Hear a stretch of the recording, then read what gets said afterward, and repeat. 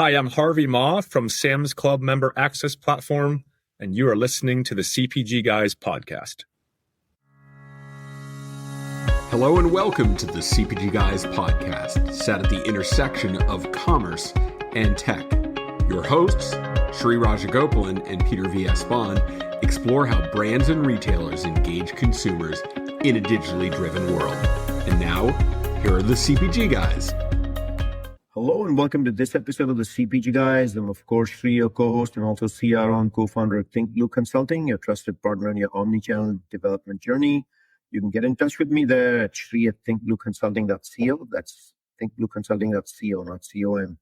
Please do listen to my older daughter's music at www.riaraj.com, who was on tour December 2nd, 5 cities, and follow Laura Raj, my younger daughter, is a member of the world's fastest growing global girls group, Cat's Eye, and a winner, of course, of an MTV VMA this year.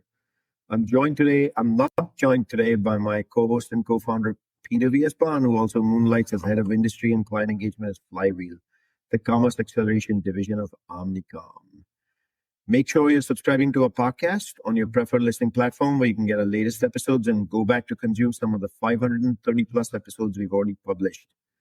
And today, we're excited to have back with us on the podcast a returning guest. This is his third time on the CPG Guys, inching him ever closer to the coveted 5-time varsity jacket. Late last year, he joined Sam's Club, the club format of Walmart, the world's most elite retailer, where he leads the member access platform, the retail media offering for brand advertisers. He's here to share what's new at MAP and the buzz they had just created at Grocery Shop. Please join me in welcoming back our friend, Harvey Ma. Greetings, Harvey. Welcome to the CPG Guys. Sri, how are you? Although I thought we had an agreement. This is appearance number 4 for me now. Because what happened, Sri? I don't want to spoil it for your audience members, but what happened? We're going to acknowledge it as appearance number 4 and correct my opening, because appearance number 3 was the CPG Guys snafu. So it is appearance number 4. One more, Harvey, and you got the magic jacket, man. Fair? Fair deal? That's fair game, Sri. I can live with that. All right, a lot has changed since we last recorded an episode together in Las Vegas at Shop Talk 2023. You made a big splash at CES with your introduction of Scan and Go ads. So we're looking forward to digging in even more, find out what the exciting things going on at MAP. So why don't you start with a brief overview of Sam's Club MAP and your vision for this team? Yeah, thank you, Sri. I'd love to. You might have read in the trades that of all of let me ask you, how many retail media networks exist out there? Have you lost track yet? I feel like I have lost track.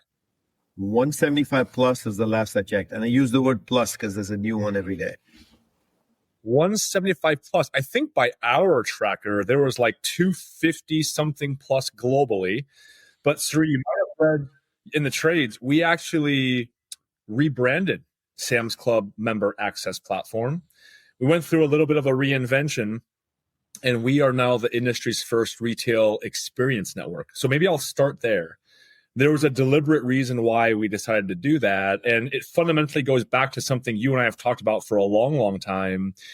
I don't fundamentally believe that we are built to just sell media. I really think that Sam's Club Member Access Platform exists to provide better member experiences, better advertiser experiences, better Sam's Club experiences, which then in turn leads to outcomes, which then in turn leads to all the great things we talk about in advertising and sales, which are conversion and engagement, all the things across the funnel. Awesome, Harvey. Wouldn't have expected any less from you. Congratulations on the rebranding. I love that you're actually using the word experience, because in the journey of a shopper, journey of a customer, the journey of a consumer, experience makes a huge, massive difference. Of course, we'll include in the digital liner notes of this episode a link to Harvey's LinkedIn page, MAP's LinkedIn page, and MAP's website for our audience to explore while we carry on with the conversation. Question number 1, based on the vision you shared, how are you seeking for MAP to evolve under your leadership? It's been a year plus at this point. Yeah, from an experience standpoint, that's been the most paramount question we're trying to answer, Sri. When you talk about experience, retail media has largely been built off of what I would call visual technology. So think about, it's the things you see with your eyes, and in turn, it's the things that a member or a customer engages with on their fingertips. So usually it's things like clicks and conversion. when we thought about experience, it was really, how do we start measuring the full retail experience, which is not just the site, but the sound, the taste, the smell, the feelings you get when you walk into a retailer, whether that be physically or digitally. Now, until we can invent Wonka vision, Sri, probably hard to do things like smell-o-vision. However, there really is a magic to be had in terms of capturing a member or a customer very early on from kind of a pre-awareness perspective, but then being able to tie that from an experience both in the club and in physical experiences like our Race to the Club example, where we actually purchased a sponsorship with Andretti Global and did a race event in Nashville. And we can talk more about what that looks like. I feel like there's going to be a lot of questions around what that is, but really the beginning of what we call a full-fledged experience around Sam's Club, but importantly, Sri, even outside of Sam's Club. We believe bringing these experiences to a member or to a non-member are equally important to what we create inside of a club. You know, Harvey just gave away an idea on the CPG Guys by calling it the Wonka experience. Later this week or next week, we're actually recording Mars Wrigley's Chief Halloween Officer, aka Tim LaBelle, the head of sales, North America President of Sales. He's going to love that idea, and they're going to jump all over it because they want to get that episode in and around Halloween. And not just Mars, but any candy manufacturer, given that it's the season. By the way, what's the plan for Halloween, Harvey? What do you plan to dress? Are you going to indulge this year like I am in wearing a particular costume? My kids are getting older, Sri, but Halloween is still a holiday where you're still a kid at heart. So my costume, I'm going to pretend like I'm my favorite superhero. I'm going as Clark Kent. Clark Kent, mild-mannered by day, superhero by night. Maybe I should create that from a Sam's Club map somehow. I was going to ask you, can I get a map costume? We can certainly get you into a map costume. I was going to wear a geography map costume like the world. Funny thing, we actually had a mascot when I first joined. We might have to revive that costume, Sri, and then we will. When you award me with my jacket, you can wear the costume. How about that? That'll be the... Fair enough. I think that's the fair way we landed. So as I had mentioned earlier, January, CES, we kind of met up, you land scan and go ads.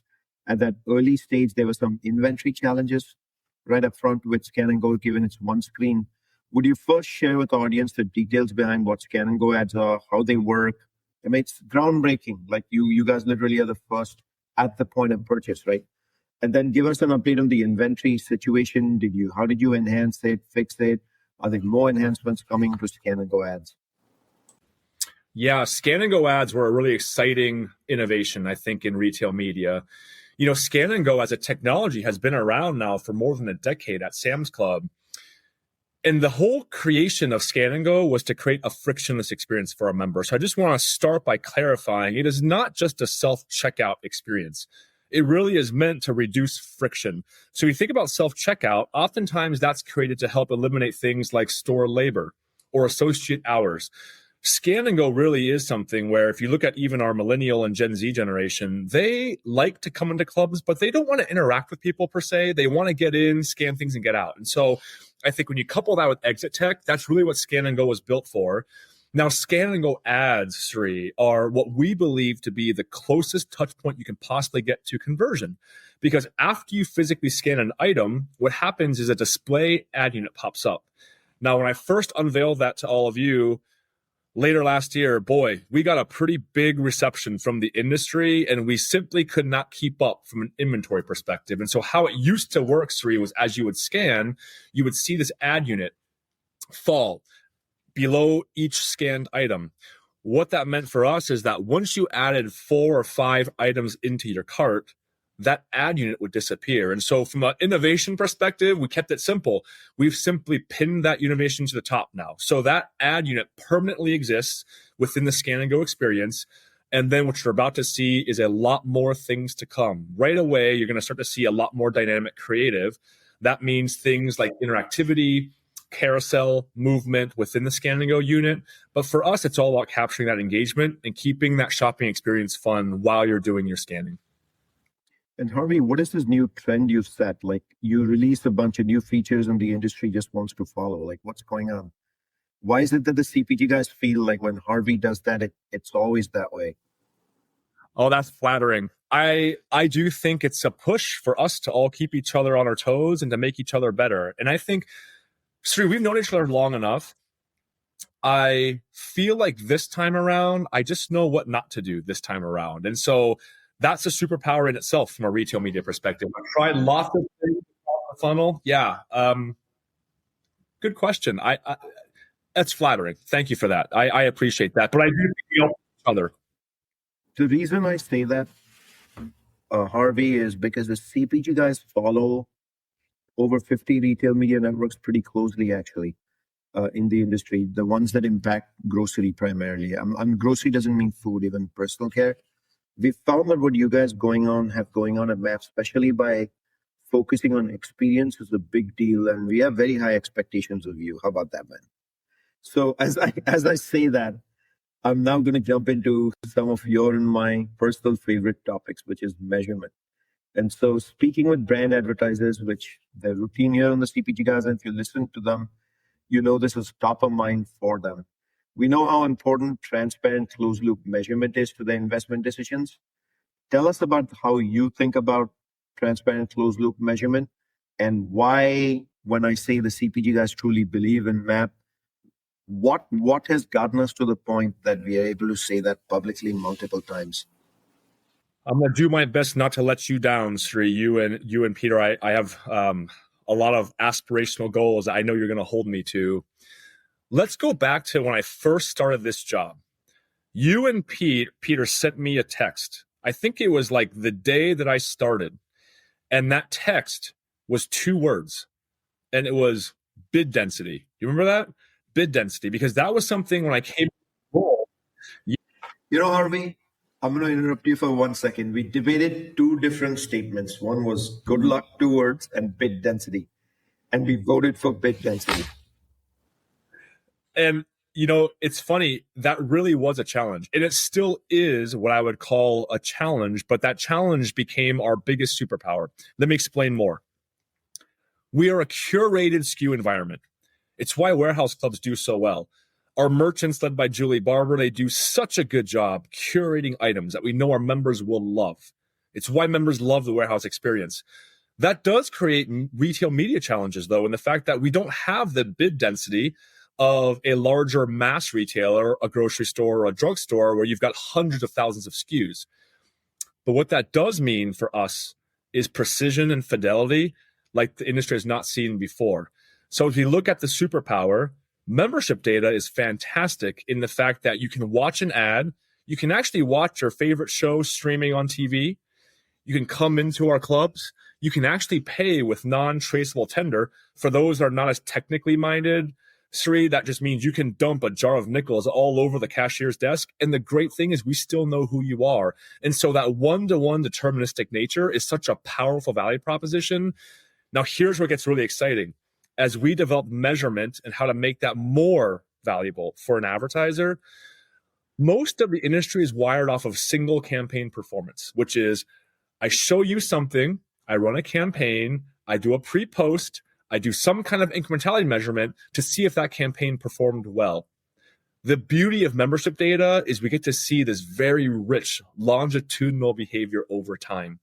So I've used the analogy before. We know when you become a soccer player and you transition into a soccer mom, because at various phases of your life, you shop differently. The value for that is what a lot of brands call LTV, a brand I know you love, Sri, but LTV.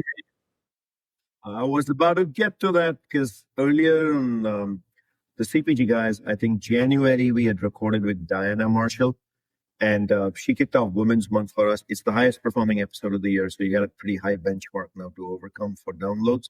But that said, she had clearly mentioned y'all were working on CLTV and being transparent with brand advertisers. So what's the latest on that? That's a game changer, by the way, because most brands, including DST, people think DST knows their customers pretty well. They actually don't, because the point of sale actually happens with the retailer. Most of it is an estimation and projection. By actually partnering with a brand on CLTV, you are changing the game. So give us an update. That was one of the aha moments we found with membership data. And I think that's the important part of being able to play to your strengths and not being at parity with everybody else. You got to run your own race. For us, membership data gave us the ability to look at LTV in a very different way. So we rolled out a brand new tool, which is called Omni-Impact. Now, Omni-Impact is what we call the combination of an MMM and an MTA over the course of time. So for those that are not, again, media savvy kind of listeners, the MMM is a media mix modeling. The MTA is what we call multi-touch attribution. What Omni-Impact does is it measures a member's behavior over the course of time. So Suri, it's not last touch. Last touch is, this is the ad that I saw, and therefore a conversion was made. It does multi-touch. So really multiple touches, multiple channels, multiple exposure over the course of time. And then here's the beauty of it, Suri. Which channel do we believe had the best feasibility, the highest propensity to drive that action? That is powerful when you put it into an LTV or a lifetime value model, because now you can really see when you first start becoming a member and you evolve over time, what is that worth to a brand? That is the secret sauce that we created behind Omni-Impact. And thus far, that reception has been very, very positively received, Sri. So Harvey, a lot of listeners on the show come from brand marketing, from core shopper marketing, retail media. They have the background agencies, but a lot of the investors in media these days tend to be salespeople from customer teams on the brand side. They call it customer teams, because retail is the customer ordering large warehouse cases, right? To those people, the words like MMN and MTA, they actually don't know what it means. I know you gave the very high level. Could you decompose wearing their minds for a second? Their job is selling more truckloads of cases into the retailer. Obviously, the downstream outcome at POS determines, can they really achieve that? But can you explain for them MMM, MTA, and why being in sales, you have to be that savvy today to know what those models are and influence advertising as much as you're influencing trade and trade promo? Yeah, I'll be happy to. Maybe I'll just touch on one. It is an obligation. It should be an obligation for a retailer or retail media network to be good stewards of your investment. It should be an obligation. Sri, when you are the chief customer officer, it should be a retailer's obligation to know that the investments that we're asking from you are being put to good purpose and good use with good return. Now, what an MMM does is it shows you which channel we believe to be the highest, but also the lowest engaged channels for your particular customer. What that means is that if you're going after customer acquisition, in our case, member acquisition, there are probably some things you want to put behind a channel to drive that behavior. Likewise, you also want to understand when you've hit a saturation point. And that's the beauty of what Omni-Impact does for you. It'll show you a saturation point. So Sri, in this example, a team lead could know you have put $1 too much into, I'll make it up, off-site media. And that $1, if reinvested into an on-site channel like search and display, would have netted out this much from a return perspective. That amount of data is incredibly valuable for any leader across any organization, but particularly for the sales leader. I think that, again, being a good steward of their investment is something we are obligated to do. And Harvey, typically when you're engaging with brands, what's the persona of the person sitting across the table? Depending on the brand, can be a variety. And so you're definitely seeing some much more cross-functional? Oh my goodness. I would say over the course of my decade plus experience within retail media, it has gone from singular points of contact to now dozens of points of contact. And I see you laughing, Sri, but it's true. I think this touches each and every part of the organization. I'll give you some examples. You'll see a brand person there. You'll see a data person there. You'll even see innovation or e-com innovation folks there. I think there's a lot of touch points within an organization that are now interested in how this whole entire ecosystem flows together. And that's actually a really good thing. I do know that it does create pain points because you've got territories and silos. However, those lines are all starting to blur now, which has been, I think, the exciting but also challenging part of the growth of retail media. Totally get it. One other question I wanted to ask you, is it fair for me to say MAP is the member experience platform, therefore? That's a good one. I hadn't thought about that before, but Sri, yes, member experience platform. It's not just about CPG guys come up with good ones every now and then, man. 530 episodes, we gotta count for something. I will probably hear about it from Amy, our head of marketing, as we rebrand all of our swag and logos, but we'll keep you under consideration, Sri. So let me remind the audience that I am chatting with Harvey Ma, a friend from Sam's Club MAP, who's also now focused on experience. So continuing along with the theme of differentiated solutions, what is MAP offering around its retail experience network and omni-channel experience that I've noted, particularly highlighting a case study? Can we jump into race cars over here? That's a great question, Sri, and I'm glad you brought it up. Race to the Club was the name of the campaign, and it was a big test for us. It was the vision of, could we actually blend an experiential model with performance? And importantly, could we actually show non-members, not just members, non-members, I'll touch on that later, something. Was that meant to be a pun by any chance? Because when you think race cars, you think experience and performance. They have both. That's why it was a natural match made in heaven, Sri. But if you think about the concept, we are building a new club in Lebanon, Tennessee. We wanted to drive market awareness in Nashville, and we wanted to see if we could, again, create advertiser value, measurable advertiser value, to draw in not just members, but non-members to the experience. Now, some of the campaign details that we haven't shared were we actually hosted a country music concert in the parking lot of one of our national clubs to drive fun and excitement. But while you were at the country, it was a band called Lanco, up-and-coming country music artist, local, but here, somewhat local, Midwest South local. But Sri, here's the beauty of it. While you were at the country music concert, we had a few sponsors there. You could play with a vacuum. You could literally vacuum things up in the parking lot. We actually had a sponsor with an air compressor. What better way to showcase the power of an air compressor than to actually fill up the tires of an Indy car in the parking lot of a Sam's Club? We had food there. We had our Vizio truck there. But do you see what I'm trying to say now is sort of creating the experience? And then here's the surprise and delight moment, Sri. We brought in a racing simulator where you could actually drive that same race car on the very same track. And while they were racing, we had our driver, Kyle Kirkwood, came and signed autographs, surprised and delighted our fans. And a lot of non-members actually stopped by the parking lot wondering what is going on here. And guess what, Sri? We now have the engagement model. Once you become a member, that now starts to ingest, again, going back to our first bullet point, Omni-Impact, MTA, longitudinal impact. These are all things we measured. And again, for them, that was the start of their journey. But Race to the Club was our manifestation of how we could actually meet experience and performance at the same place. I love it. And then so the upper funnel activation sounds like almost too good to be true, right? Experience, performance. You gave the example of the vacuum cleaner. Any other examples you can give me of live demos out there? And while I ask you that, advertisers certainly are going to love the fact that, this actually happened via an experience on the upper funnel. How did they measure the lower funnel impact? Yeah, lower funnel impact. Let me just share one example. We actually gave away free race tickets at the Wilson County Fair. So that was the fair happening within the proper city of Nashville.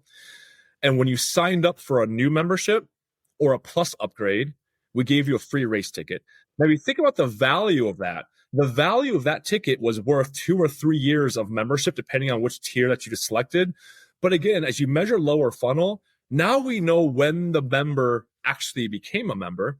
And now we know if that event was the start of an engagement. So going back to the MMM model, we exposed you to this race. We exposed you to these things.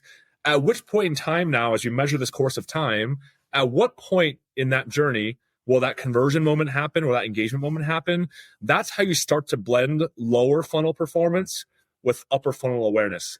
Sri, I'll share one more example for you because we did a lot at this event that I don't think was publicized. In the hospitality tent at the race day itself, we actually blended national brand products with our own members mark. And so I don't even know if people that are enjoying the hospitality realized it. There were Sam's Club members mark products everywhere. Water, drinks, snacks, even the pit crew in Sam's Club. Sorry, the pit crew on the Sam's Club car, they were eating our granola bars and our fruit snacks. Those are all ways to drive brand awareness in a subtle way, but also for us, for me, as a means to have the team start measuring that performance over time. This was really a big test, and I think the results are just the beginning of some really exciting things that will develop in the years to come. Congratulations on the success of the event itself. But Harvey, the CPG guys would have expected nothing less from you, just to be clear. So the bar's high, man. You got to beat Dynamo's downloads, remember? Very high bar. Yeah, that's probably not going to happen. That's probably not going to happen, but we can come close. So we often speak with your counterparts in Walmart at Connect in the US and abroad, notably Canada and Chile. We've actually spoken at very large events for them as well. And they speak about collaborating, leveraging shared capabilities, platforms. How's MAP collaborating on solutions with other parts of the organization, especially measurement, man? You are the measurement guru of the industry in this space. And how are you turning differentiated experience? You just gave such a fabulous example. What are they learning from you? Let me go back to the car analogy because we've had such a good car analogy going. I think of Walmart Global Tech, which, again, this is the misnomer, Sri. Walmart is a tech company. For those listeners that don't know or aren't aware, yes, we're a retailer. Walmart is absolutely a technology company. If you think about Walmart's Global Tech, think they have a stable of cars for me to drive. And my job is to figure out how to customize that car to the needs of Sam's Club MAP because our business model is quite unique and different.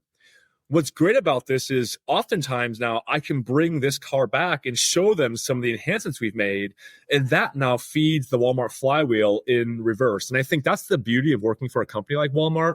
Our friends in international, our friends on the Connect side in US, and also here at MAP, think of us almost like as a three-pronged machine where we share learnings and move fast. We have the core of global tech keeping us all together and harmonious so that we can leverage the same platforms at scale. But our business needs are quite unique and different.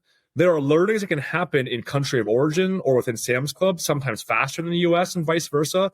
But being able to share that knowledge and intelligence in real time, Sri, that is truly the power of what makes Walmart such a fantastic enterprise. Sir, no doubt about it whatsoever. So I'm going to make an assumption here that the measurement capabilities you guys are putting in place, especially on the CLTV, has got to be intriguing everybody across the organization. And now for the magic moment as we fast forward. We're only months from CES, weeks from CES, right? You probably got a lot getting cooked up for CES, right? And the official word on the street says you have big plans in store for the 26th event.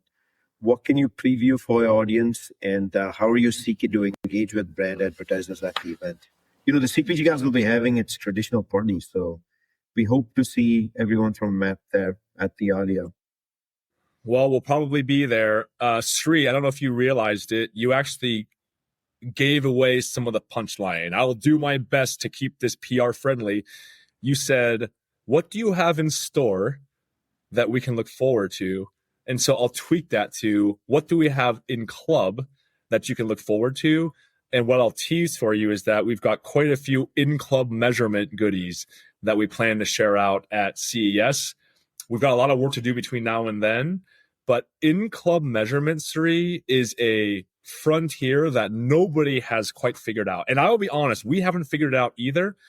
While everyone is racing towards building more in-store retail media capabilities, I'm very much focused on how do we enhance our current capabilities and build more robust in-club measurement. So I will leave it there because I can tell that my PR teams are already getting nervous about what I'm sharing with you now. So more to come in just a few months. You know the CPG Guys are going to track you down at CES, Las Vegas, and we're going to have a nice chat about in-club measurements. So we can't wait for that moment and what it is. And we'll wait for the grand reveal the right way. We'll wait for you to be able to communicate it, and we'll do this in January if that's the appropriate time. And I'm looking forward to that conversation because, you know, all the discussions we have here on the show, as well as in our everyday lives with brand advertisers. Wrong, right, good or bad, they still come back and have this discussion about I'm not satisfied with the measurement. It seems to be that quest for some ethereal outcome that no one's able to pinpoint what that is. So I'm going to wrap it up here with the next question, which is more around the industry. You just came back from grocery shop a few weeks ago, and probably engaged with a lot of brands in the process, with industry in general, agencies in general. What excites you about the next 12, 24 months? And particularly, I'd love for you to talk about AI and the role within retail media, within the experiences you've talked to, and then are there other trends you're following? There are. Grocery shop was really exciting. AI was, I think, the tip of the spear for a lot of conversations, but let me give you a sense for how I'm thinking about AI for MAP. And there's really kind of three sequential frameworks that we've been working towards. The first phase was, how do we start to build on consistency, quality, and speed? That's fairly self-explanatory. The second phase we're entering into now, which is the reduction of human error, but also the augmentation of human intelligence. And that's through tools that are available out there, both in-house and third-party. And the third is this very exciting world of agent-to-agent interaction, which we know is coming at some point in time in our future, but we've got to start building those foundations right now. So that was what we were looking for specifically in our mission at Grocery Shop, but always interacting with our brand and seeing how they're using AI within their own use cases is always, always fascinating. And what I think ties us all together is that it is all for the sake of customer member experience. And really, I think I add the third level of that is for MAP, many of the use cases we're building right now are to enhance my own associate experience because, again, this is a tough job. As you know, Sri, retail media is tough. Lots of components, whether it be managed service or self-service, but those components take a lot of work with a lot of resources, a lot of human intervention. I think our first step, again, consistency, quality, and speed, that being what we're trying to do to look at who just joined us over here. But Sri, I hope that answers your question on what we were looking for at Grocery Shop. It certainly does, Harvey. In wrap, we're thinking about AI in a particular framework that at Think Blue we've actually in the process of trademarking. We call it GAP: generative, agentic, and predictive. Like all the capabilities seem to gravitate around these three. To our audience, I want to thank you for joining us 3 times each week for our podcast conversations. I don't know, Harvey, if you knew, we have a third podcast every week now. On Tuesdays, we call it The Riff with the CPG Guys. Peter and I actually summarized the last week's most noteworthy items in the industry in a 10-minute LinkedIn-based podcast, videocast episode. So I don't know, did you know that? We have 3 now. I had no idea, but now I'm going to have to look for it. So I want to thank our audience for joining us on all 3 of those episodes week over week, for engaging with LinkedIn with all our content. We appreciate the close to 40,000 plus organic followers we've created on LinkedIn who like and share our content with others as well. Please do follow us on your preferred listening platform. We look forward to seeing you in person at CES and one of the many big conferences that we attend all year long. My big takeaway from this episode with Harvey is a pretty straightforward one. We have very high expectations of Harvey as a human being, given his background and what we know of him, and he's continuing to ace it for MAP in this role. I love the experience we discussed with the race car. Absolutely fabulous. I love that you guys are leading LTV in the discussions with the industry on CLTV and generating that. We also look forward, Peter and I, to our engagement at CES. And to that, I'm going to say 2.5 years was way too long to have you back on the show. You're 1 away per our earlier opening dialogue, not 2, corrected as 1 away from the 5-timer jacket. So at this stage, I want to thank you for joining us on the CPG Guys, Harvey. It's always a pleasure to have you, man. Thank you, Sri. It's always good to be here. I can't believe it's in 2.5 years. Gosh, it feels like I see you all a whole lot more often than that, but I will take your word for it. Data's everything. You've been tracking me. And we had a guest appearance from Peter, so I'm going to let him close it out on this episode. Go ahead, Peter. Thank you, Sri. Thank you, Harvey. And to our audience, we look forward to speaking with you on the next episode of, wait for it, the CPG Guys podcast. Goodbye.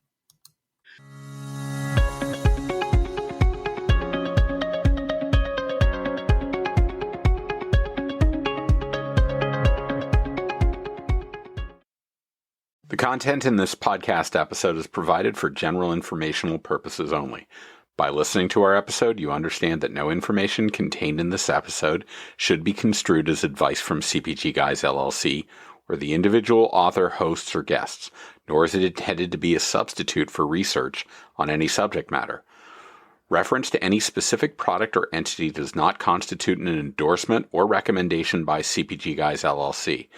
The views expressed by guests are their own, and their appearance on the program does not imply an endorsement of them or any entity they represent. The views expressed by CPG Guys LLC do not represent the views of their employers or the entity they represent. CPG Guys LLC expressly disclaims any and all liability or responsibility for any direct, indirect, incidental, special, consequential, or other damages arising out of any individual's use of, reference to, or inability to use this podcast or the information we present in this podcast.